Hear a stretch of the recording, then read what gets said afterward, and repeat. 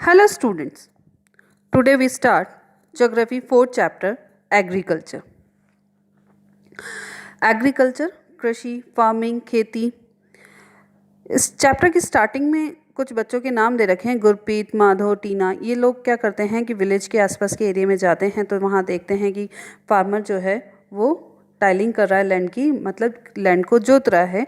The farmer told them that he was growing wheat and had just added manure to the soil to make it more fertile. वो उसने बताया उनको कि उसने soil में manure add किया, मतलब खाद को ऐड किया है ताकि उसकी सॉइल जो है फर्टाइल हो सके और अच्छा अनाज जो है, अच्छी फसल उसकी हो सके। उसने चिल्ड्रंस को बताया कि उसने क्या बोया है, उसने ग्रो किया है वीट को, गेहूँ उसने यहाँ पर बोया है और उसको वो मंडियों में बेचकर अच्छा पैसा कमाएगा। इसके साथ ही वहाँ से ये जो अनाज है, ये जो गेहूँ है, उससे ब्रेड और बिस्किट बनाया जाएगा इसके आटे के थ्रू।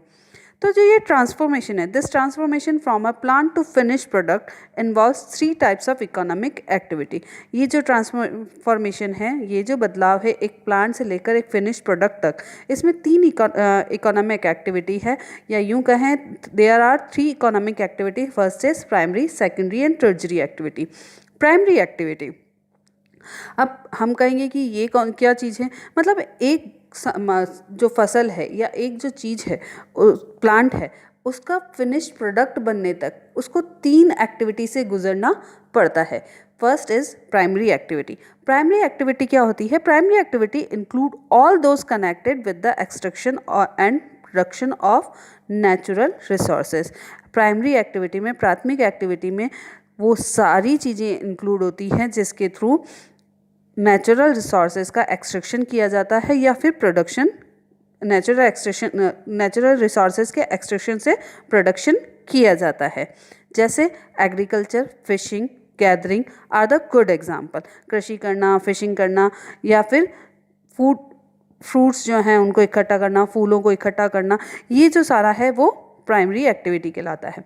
सेकेंडरी एक्टिविटी, जिसको द्वितीयक एक्टिविटी कहा जाता है, are concerned with the processing of these resources. इसमें क्या इंक्लूड होता है? ये जो चीज़ें हैं उसके प्रोसेसिंग, इन रिसोर्सेज का क्या प्रोसेसिंग होता है। जैसे अभी हमने स्टार्टिंग में पढ़ा ना कि वो क्या कहता है कि यहाँ से इस गेहूँ का क्या बनाया जाएगा, इसके गेहूँ के आटे का क्या बनाया जाएगा, ब्रेड और बिस्किट बनाए जाएंगे। तो आटा बनना, आटे की इंडस्ट्री है, या बिस्किट ब्रेड की इंडस्ट्री है, वो सारी इंडस्ट्रीज जो हैं जिसमें कि इस गेहूँ से चीज़ें बनाई जा रही हैं, किसी भी प्राइमरी एक्टिविटी से जो प्रोडक्ट मिल रहा है उससे कोई ना कोई चीज़ इंडस्ट्री में बनाई जा रही है, वो सारी चीज़ें किस में आ जाती हैं? हमारे सेकेंडरी एक्टिविटी में आ जाती है। Third, manufacturing of steel, baking bread and weaving cloth are good example of these activity. Secondary activity के क्या एग्जाम्पल है? वीविंग क्लॉथ है, बेकिंग ब्रेड है, मैन्युफैक्चरिंग स्टील है, तो ये सारे इसके एग्जाम्पल है। टर्जरी एक्टिविटी, टर्जरी मतलब थर्ड एक्टिविटी, जिसको तृतीयक एक्टिविटी भी कहा जाता है। Provide support to the primary and secondary sector through services. ये क्या करता है? प्राइमरी और सेकेंडरी एक्टिविटी को सपोर्ट देता है। कैसे? अब जैसे प्रोडक्ट बन गया, हमने देखा कि भाई फर्स्ट एक्टिविटी से सेकेंड एक्टिविटी में जाकर प्लांट जो था वो उसका फूड फाइनल प्रोडक्ट मिला, उस प्रोडक्ट से उन्होंने कोई दूसरा प्रोडक्ट डेवलप कर लिया। लेकिन अब सिर्फ वो प्रोडक्ट वहाँ पर डेवलप होकर तो नहीं रहेगा ना, उसको लोगों तक पहुँचाना पड़ेगा। तो ये सारी चीज़ें जो है, जो लोगों तक पहुँचती है वो सर्विसेज, वो कहलाती है टर्जरी एक्टिविटी। जैसे इंश्योरेंस हो गया, बैंकिंग हो गया, या फिर आपको उन प्रोडक्ट्स की सेलिंग, वो चीज़ें का आपको खरीदने का मौका मिल जाता है, तो वो सारी चीज़ें टर्जरी एक्टिविटी कहलाती हैं। Transport, trade, banking, insurance and advertising are example of tertiary activity. Agriculture is a primary activity. It includes growing crops, fruit, vegetables, flowers and rearing life stock. मतलब एग्रीकल्चर में सिर्फ ये नहीं कह सकते कि हम खेती करना ही इंक्लूड है, इसमें एनिमल रेयरिंग भी इंक्लूड होता है। In the world 50% of the person are engage in the agriculture activity. 2/3 of the India's population is still dependent on agriculture. Favorable topography of soil, soil की quality, climate और virtual of agriculture activity, ये सारी चीज़ें agriculture activity के लिए important होती हैं। The land on which the crops are grown is known as arable land. Arable land मतलब कृषि योग्य भूमि। एरेबल का मतलब क्या है? कृषि योग्य, और लैंड मतलब भूमि। तो वो लैंड जहाँ पर की क्रॉप्स उगाई जाती है उसको एरेबल लैंड कहते हैं, कृषि योग्य भूमि कहा जाता है। Here's do you know agriculture, sericulture, pasciculture, viticulture और हॉर्टिकल्चर। एग्रीकल्चर जहाँ पर कि soil cultivation of the soil, rising the crops and rearing livestock, इसमें क्या होता है? इसमें आर्ट ऑफ कल्टिवेशन है। Sericulture commercial rearing of silk worms. Pisciculture breeding of fish in specially concentrated on tanks and specially constructed tanks and ponds. Viticulture cultivation of grapes. Horticulture growing vegetable, flowers and fruits for commercial use. Farm system, agriculture जो है एक तरीके से system है जिसमें input दिया जाता है, फिर उसकी प्रोसेसिंग की जाती है और उसके बाद हमें कुछ ना कुछ आउटपुट मिलता है। ये पूरा एक प्रोसेस है। अब इनपुट क्या, जैसे फिजिकल इनपुट, जो नेचुरल इनपुट उसमें होता है वो सनशाइन, टेम्परेचर, रेनफॉल, सॉइल, ये सारी चीज़ें उसका। और ह्यूमन इनपुट्स क्या हुआ? Storage, labour, machinery, chemical. तो जब उसमें सीड्स डाला जाता है सॉइल में, सॉइल क्या है? Natural input. लेबर कौन कर रहा है? Human input. तो इस तरीके से इनपुट भी हो गया, लेबर और सम ऑफ ऑपरेशन। अब इसके बाद कुछ प्रोसेस किया जाता है। अब सीड को जोतना पड़ेगा, भूमि में डालना पड़ेगा, इसके साथ ही उसमें खाद डालनी पड़ेगी। खाद डालने के लिए उसको पहले वापस से उसकी खुदाई करनी पड़ेगी। तो operation involve are ploughing, sowing, irrigation, weeding. Weeding का मतलब क्या है? खरपतवार को निकालना, मतलब जो जंगली पौधे उसमें उग जाते हैं, जो पौधे अनाज के अलावा हैं, उनको वहाँ से हटाना। और उसके बाद प्रोसेस में harvesting. The output from the system, अब इससे हमें आउटपुट क्या मिलता है? हमें क्रॉप्स मिलती है, वूल मिलती है, डेयरी एंड पॉटरी प्रोडक्ट्स मिलते हैं। Types of farming. Farming is practised in various ways across the world depending upon the geographical condition, demand of produce, labor and level of technology। जो अलग अलग जगह है वो अलग अलग तरह की क्रॉप्स उगाई जाती है। इसका कारण क्या है? कारण यही है कि भाई वो डिपेंड करता है उसकी जोग्राफिकल कंडीशन की वजह से, कि किसी अनाज को या किसी फसल को किस तरह की कंडीशन चाहिए, किस तरीके की फिजिकल कंडीशन, जोग्राफिकल कंडीशन वहाँ पर होनी चाहिए, उसके आधार पर उसको वहाँ पर उगाया जाता है। जैसे अगर हम चाहें कि भाई चावल यहाँ उगाएं, लेकिन चावल में क्या चाहिए? बहुत अच्छी बारिश भी चाहिए। इसी के साथ कपास, कॉटन, तो उसमें क्या चाहिए? बहुत चिकनी मिट्टी भी चाहिए। तो इस तरीके की जहाँ पर उसकी फेवरेबल कंडीशन होती है वहाँ पर उनको उगाया जाता है। इसलिए अलग अलग जगह पर अलग अलग फसल बोई जाती हैं। Demands of produce, labor and level of technology. Farming can be classified into two main types. These are subsistence farming and commercial farming. Subsistence farming का मतलब होता है जीवन निर्वाह खेती, मतलब जो जीने के लिए, किसान के जीने के लिए ज़रूरी है उतनी खेती वो करता है। कमर्शियल फार्मिंग जो व्यापारिक कृषि कहलाती है, जिसमें क्या होता है? खेती की जाती है व्यापार के लिए, पैसा कमाने के लिए। फर्स्ट इज सब्सिस्टेंस फार्मिंग, जीवन निर्वाह कृषि। This type of farming is practised to meet the needs of the farmer family. Farmer की फैमिली की नीड्स को पूरा करने के लिए इस टाइप की फार्मिंग की जाती। Traditionally low levels of technology and household labour are use to produce on small outputs. छोटा, आप फैमिली की नीड पूरी करने के लिए वो बोया जाता है। तो फैमिली की नीड पूरी करने के लिए तो वहाँ पर काम भी कौन करता है? फैमिली लेबर, मतलब घर के लोग ही उसमें काम करते हैं। आज भी कई घरों में इस टाइप की, गाँवों में कई घरों में इस टाइप की खेती होती है जहाँ पर घर के लोग ही काम करते हैं, घर के लोग ही खेती करते हैं और उससे जो अनाज मिलता है वो घर पर ही काम में लिया जाता है। Subsistence farming can be further classified as intensive subsistence and primitive subsistence farming. Substance farming को फिर उसके दो पार्ट किए गए, एक तो इंटेंसिव सब्सिस्टेंस फार्मिंग और एक प्रिमिटिव सब्सिस्टेंस फार्मिंग। इंटेंसिव मतलब गहन जीवन निर्वाह के।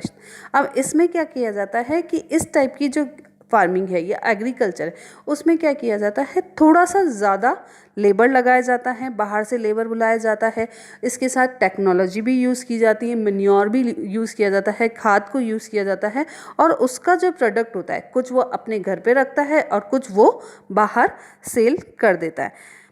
The farmer cultivates a small plot of land using simple tools and more labor. Climate with a large number of days with the sunshine and fertile soils permit growing of more than one crop annually on the same plot. वो एक ही plot पे एक से ज़्यादा फसल को उगाता है क्लाइमेट की अच्छी कंडीशन की वजह से। Rice is the main crop, other crops include wheat, मेज, pulses and oilseed. Intensive subsistence agriculture is prevalent in the thickly populated areas or of the monsoon region of south, south east and east Asia. इस type की जो खेती है वो south में, south east area में, east Asia में होती है। सभी जगह आजकल इस टाइप की खेती हम देखने को मिलती है। अगर हमारे यहाँ की भी बात करें तो हम क्या करते हैं, एक समय में गेहूँ उगाया जाता है, फिर मक्की भी उगाई जाती है, मक्का उगाई जाती है, और बीच का जो थोड़ा बहुत समय होता है इसमें या तो कुकुम्बर या फिर घास उगाई जाती है। तो इस तरीके से एक टाइम में ज़्यादा फसल उगाई जाती है। उसके बाद आता है प्रिमिटिव सब्सिस्टेंस एग्रीकल्चर। अब प्रिमिटिव सब्सिस्टेंस एग्रीकल्चर या प्रिमिटिव सब्सिस्टेंस फार्मिंग का मतलब हुआ आदिम खेती, मतलब पुराने तरीके से खेती किया जाना। Include shifting cultivation and nomadic herding. तो पहले हमने देखा कि 2 टाइप्स की होता है, पहला सब्सिस्टेंस और दूसरा कमर्शियल। सब्सिस्टेंस के भी हमने 2 भाग किए, पहला इंटेंसिव और दूसरा प्रिमिटिव। अब प्रिमिटिव के भी 2 पार्ट हैं, एक शिफ्टिंग और दूसरा नोमाडिक। अब शिफ्टिंग कल्टीवेशन में हमने हिस्ट्री के चैप्टर में से भी पढ़ा था जूम कल्टीवेशन, जिसमें क्या होता है कि फॉरेस्ट के किसी एक पर्टिकुलर लैंड पे से ट्रीज़ को काट दिया जाता है, उनको जलाया जाता है, उनकी ऐश को मिट्टी में मिलाया जाता है ताकि वो उपजाऊ हो सके, और वहाँ पर कुछ सालों तक खेती की जाती है। जब वो इतनी उपजाऊ नहीं रहती है, अनउपजाऊ होने लगती है, तो वो उस जगह को छोड़कर कहीं और चले जाते हैं और फिर वहाँ पर वापस लैंड को क्लियर करते हैं और उसी तरीके का सेम प्रोसेस करते हैं। तो यही शिफ्टिंग कल्टीवेशन कहलाता है। Shifting cultivation is practice in the thickly forested areas of Amazon basin, tropical Africa, parts of Southeast Asia and Northeast India. These are the areas of heavy rainfall and quick regeneration of vegetation. A plot of land is cleared by felling the trees and burning them. इसमें क्या किया जाता है, मैंने अभी आपको explain किया कि प्लॉट ऑफ लैंड को क्लियर कर दिया जाता है। The ashes are then mixed with the soil and crops like maize, yam का मतलब रतालू, potatoes and cassavas are grown. After the soil loses its fertility the land is abandoned, और उसको वहाँ से छोड़कर चल दिया जाता है। And the cultivators move to the new plot. Shifting cultivation is also known as slash and burn agriculture. Slash and burn का मतलब काटना और जलाने वाली एग्रीकल्चर भी कहा जाता है। इसी के साथ अलग अलग नाम से भी इसको जाना जाता है।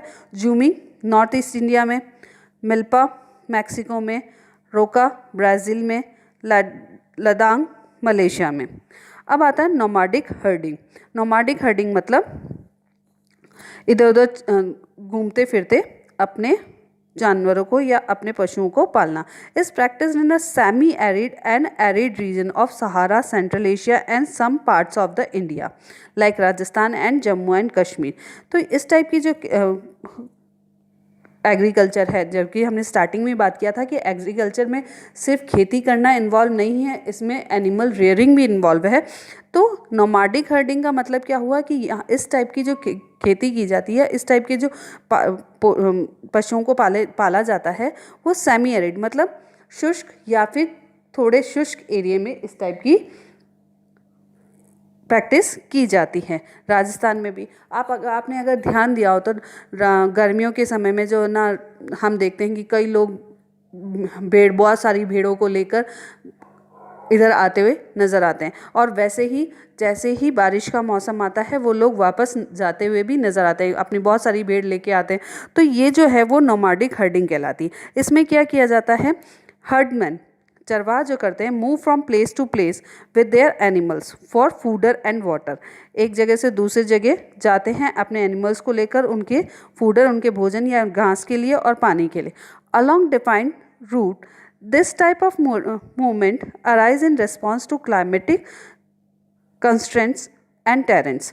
इस टाइप की जो मूवमेंट होता है वो किसके कारण होता है, क्लाइमेट कंस्ट्रेंट्स मतलब क्लाइमेट की जो बाधाएं हैं।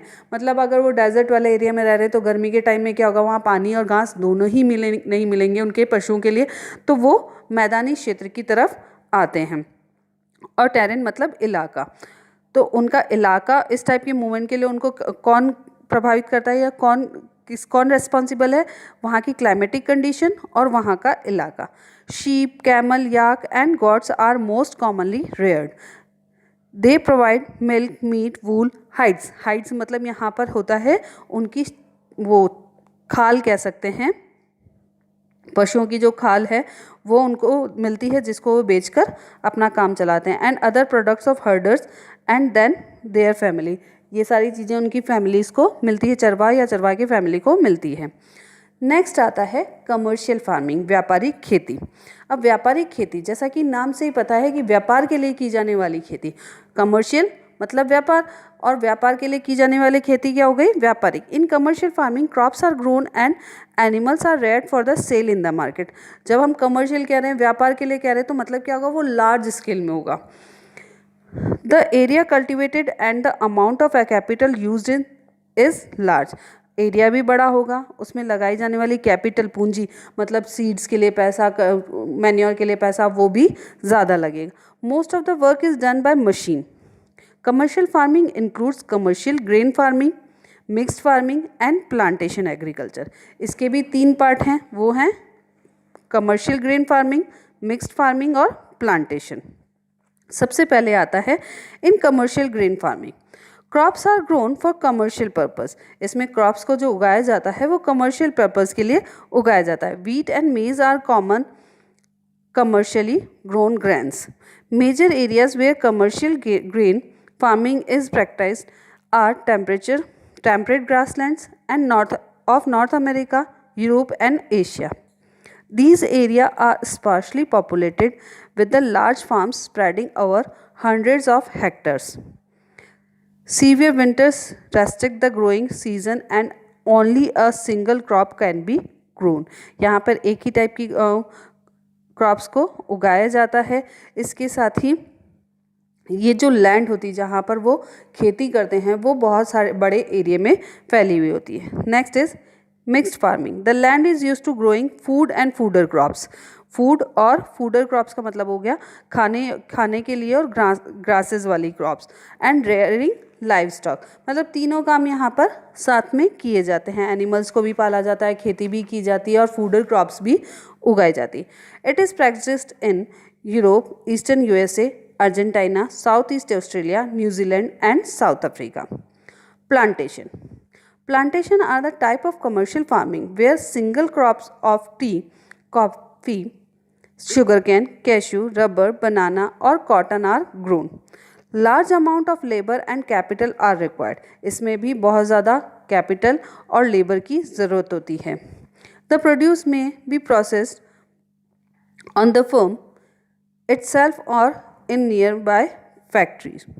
The development of transport network is thus essential for such farming. इस टाइप की जो फार्मिंग है उसमें ट्रांसपोर्ट का डेवलपमेंट होना बहुत ज़रूरी, तभी वो वहाँ से उस प्रोडक्ट को फैक्ट्री में ले जाया जाएगा। क्योंकि ये क्रॉप ऐसी नहीं है कि वो अपने घर में रख सके या अपने खाने के लिए रख सके। अब कॉफ़ी है वो कितनी रख लेगा, तो उसको वो फैक्ट्रीज़ में भेजनी ही होगी। तो इस तरह की क्रॉप्स को नियर बाय फैक्ट्रीज में भेजा जाता है। Major plantation are found in the tropical region of the world. Rubber in Malaysia, coffee in Brazil, tea in India and Sri Lanka are the some examples. Okay, hope you understand the chapter. So here's the small questions are there. What is primary activity, secondary activity, tertiary activity? Also, what is agriculture, sericulture, pisciculture, viticulture? horticulture. So read it again, okay, and do the exercise. Thank you.